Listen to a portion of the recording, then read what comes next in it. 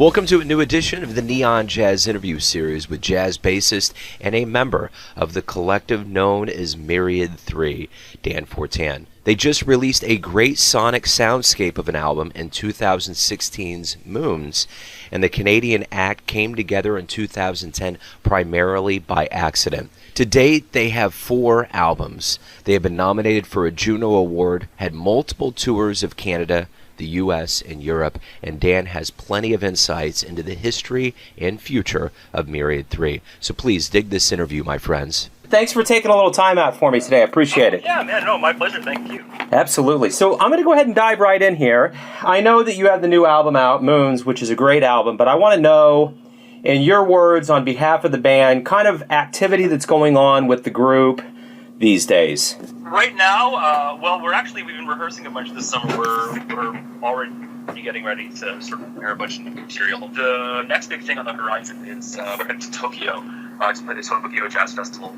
in September, which we're really excited about. And then after that, we've got some stuff that we're working on in Europe in April, and there's gonna be some stuff in the U.S. as well. So yeah, we're kind of always trying to look a few months in advance. Good deal. Well, have you ever been to Japan? Yeah, I've actually been twice before, and as a band, we've been once. We were there in November 2015 we played at like a big showcase at the Canadian Embassy there. From what I understand, I always hear that the audience it's rapt attention. They love jazz, very good stewards of the craft. Talk to me a little bit about playing in front of Japanese audiences. I mean, I really like it. That's very true. I mean, they're, very, very attentive, very respectful. It's actually kind of unnerving if you're used to playing in, rowdy, North American bars where there's always some talking and, ordering drinks. And so it actually like takes a minute where, everybody kind of is clapping, and then after the song, it's like totally silent. So I was like, whoa. But I mean, I've always found Japanese audiences to be really, really fantastic, really into the music, really dedicated listeners. That must say something about the North Americas if we're that that rowdy during shows and they're that into it. But I always love hearing the stories, and that's kind of a silver lining of the stories, that they're very respectful and they're very into it. That to me, that's awesome. I love that. Yeah, I mean, Japan's an amazing place because, I mean, it's the thing I always find so incredible is how much, I mean, there's this massive respect for their traditional culture there, but then also so forward thinking. Like, there's so much amazing, Japanese electronic and improvised music, arts wise. So it's really amazing, the range of stuff that you get there. And I feel like that, those interests kind of come through in the audience. It's like they're really into checking out new music. So it's pretty awesome. Yeah, that is. So let's talk a little bit about your latest album, Moons. It's a real sonic landscape. There's a lot of really good stuff going on in this album. Talk to me about how this album came about, how you feel about it now that it's out. Thanks. Yeah, we're really, really happy with this record. I mean, I think it's our favorite yet. I mean, with this band, we all kind of individually write songs, but ultimately, I feel this is our 3rd record now, and I feel like we've really kind of hit our stride, just in terms of our process. So each person will bring in a song individually that's been written, but then once it's there, it really becomes sort of a product of the band. Like, everybody has a lot of input, and in some cases we'll take months just developing the song, trying to make it reflect not just like one composer's sort of view, but the whole band's as a whole. So I think for us, trying to find that through line between our compositional styles has always been a goal, and I feel like we've really figured it out with this record. So in 2010, you come together as a group by accident. Talk to me about the formation of the group. Yeah, well, we all went to the University of Toronto, but at slightly different times. So Ernesto and Chris were there at the same time, and then I think Ernesto graduated the year before I arrived there. And then so Ernesto and Chris had played together a bunch, and Chris and I had played together a bunch. And what's the other combination there?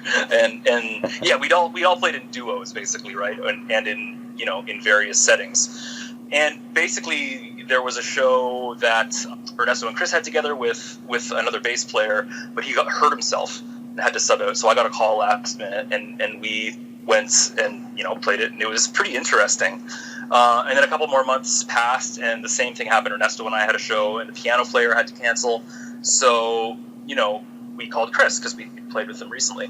I think kind of right off the bat, we just kind of noticed the dynamic was really interesting. I mean, one thing I always find is a lot of the time with bands, you end up forming groups with people who have really similar influences and interests. But I think the three of us, we're all coming from slightly different places. We all listen to slightly different music, and we also, we're really tight friends too. So it's kind of a different dynamic. Like, everybody brings something slightly different to the table. So it's the kind of thing that I don't know if we would have naturally formed a band, but because of those circumstances, we ended up playing together and kind of noticing that the musical dynamic was kind of unique. Like, we had something that for the three of us felt different than anything else we'd done. So it felt like something to pursue at that point. So it says that each of you act simultaneously as leaders and sidemen. What does that mean? How does that work for you as a band? I mean, I think, in a piano trio especially, like, typically the pianist is really playing the lead role musically, is really sort of driving the ship, so to speak. And I think what we try to do is kind of take turns, not restrict ourselves to the kind of typical roles that our instruments sort of play. And, because all three of us write for the band, we all kind of take turns sort of like pushing the band in different little directions just to see how it works. And then as sidemen, when somebody else's song, as sidemen, we kind of give our own input. And it's a really nice balance. And the same thing goes actually for just the business of running a band. We all sort of have our strengths, and different people take care of different things. So when it comes to like booking shows, I'm very much a sideman because Ernesto does a lot of that.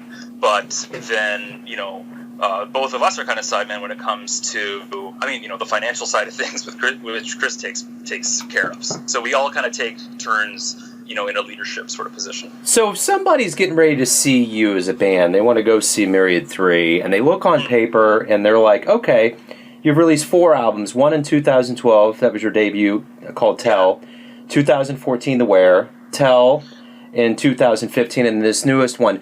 But in your words as a band member, give me a synopsis of this band's history. I think with this band, it's 3 musicians basically trying to reconcile a whole bunch of different musical worlds together.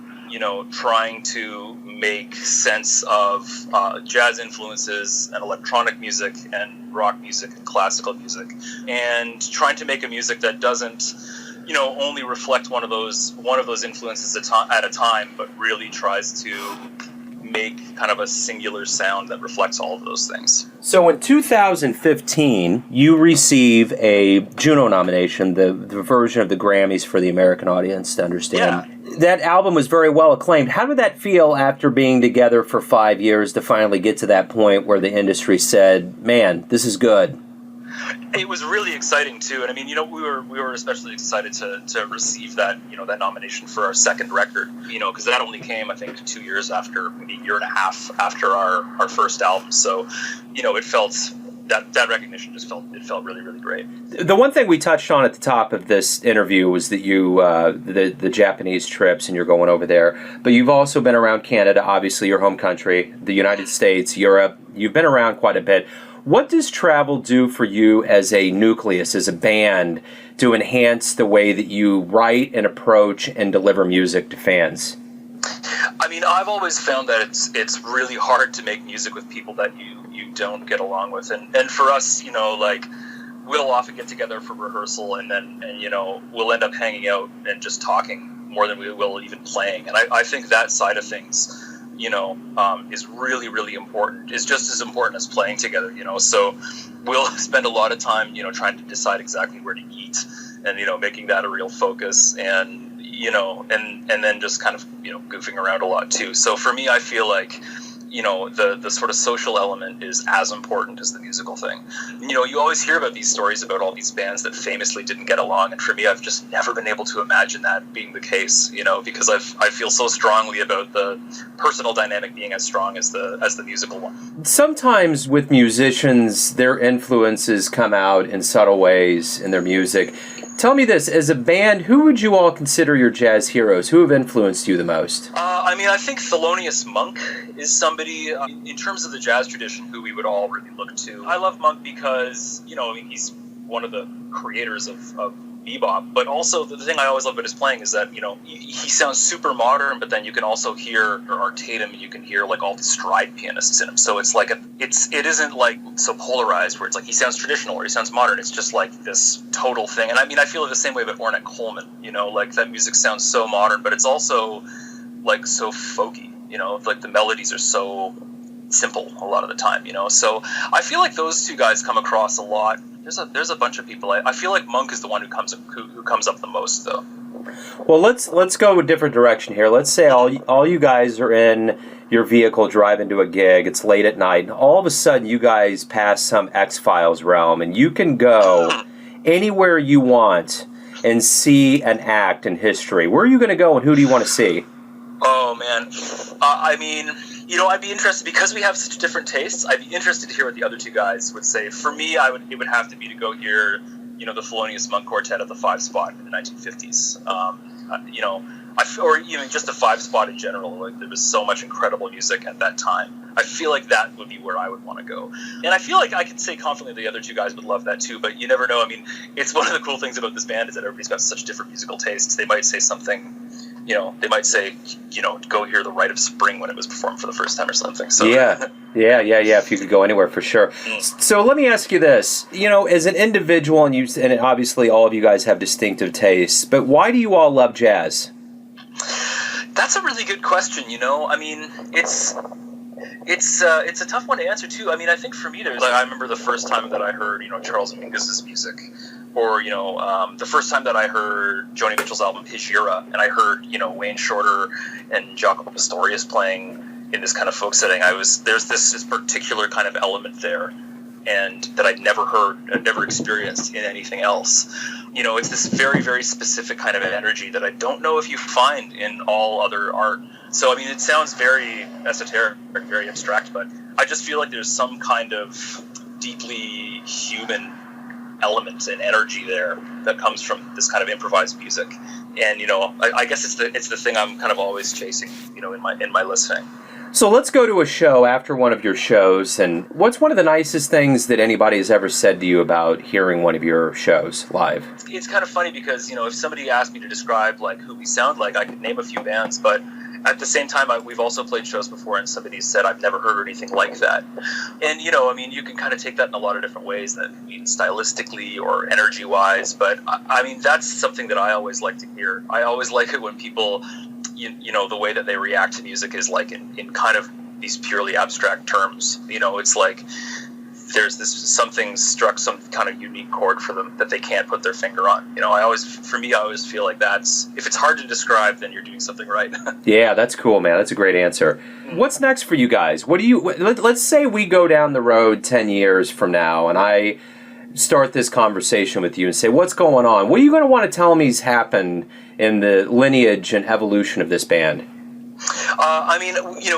We've been spending a lot of time, trying to make inroads in Europe. We've been playing in Spain and Germany and France and the Czech Republic, and I think we'd like to, keep building on our audience there and keep touring, keep traveling with music. For me, I want each one of our records to be better than the next. It's always funny when you finish an album, you're so kind of exhausted and you can't even picture what you would do next. I love that idea, that challenge, like of trying to figure out exactly what it is that is going to reflect the band dynamic, what you guys are doing, but like make the record even stronger next time.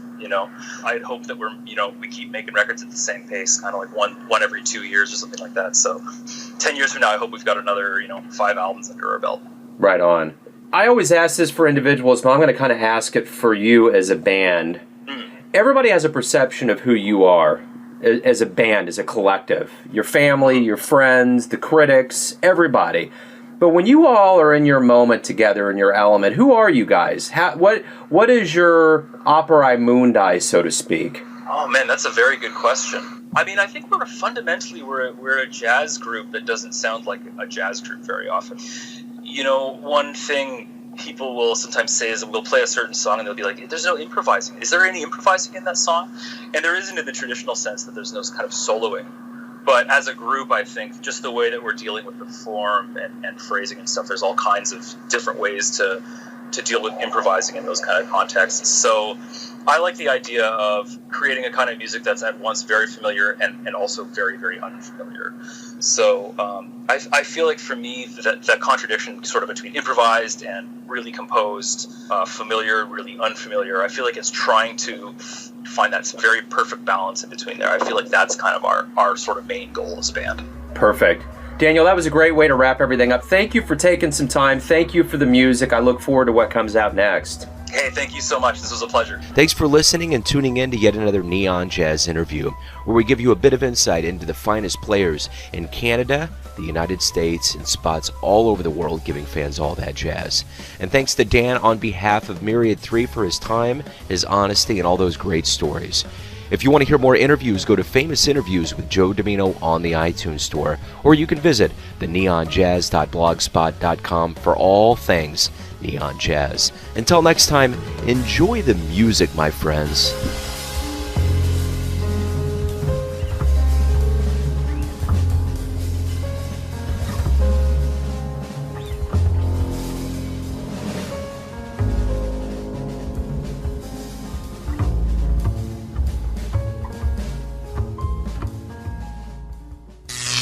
Neon Jazz.